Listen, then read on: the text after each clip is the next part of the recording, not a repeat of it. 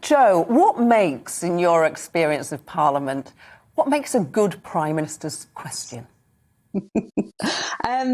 Personally, I think giving a bit of a sarcastic connotation to the question, because, you know, sometimes you're really quite angry and you can't relay that in the House. So a hint of sarcasm to a question, I think is important. But I think, you know, where I've got the most traction is basically when you give the Prime Minister the heads up, you know, on a pertinent topic that you need an honest and divisive answer on. So giving the Prime Minister a heads up on what you're going to ask, you know, can prove, you know, can go down well. Really interesting point.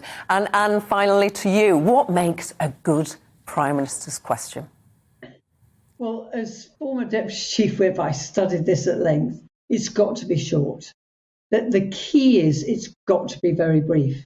The trouble is, if you have a long question, you give the opportunity for the Prime Minister to talk about all those other issues that you've raised, and also give him or her an opportunity to talk about the government's successes. So it's got to be brief. It's got to be to the point.